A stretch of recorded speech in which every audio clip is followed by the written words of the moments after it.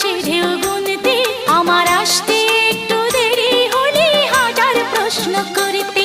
আজ সময়ের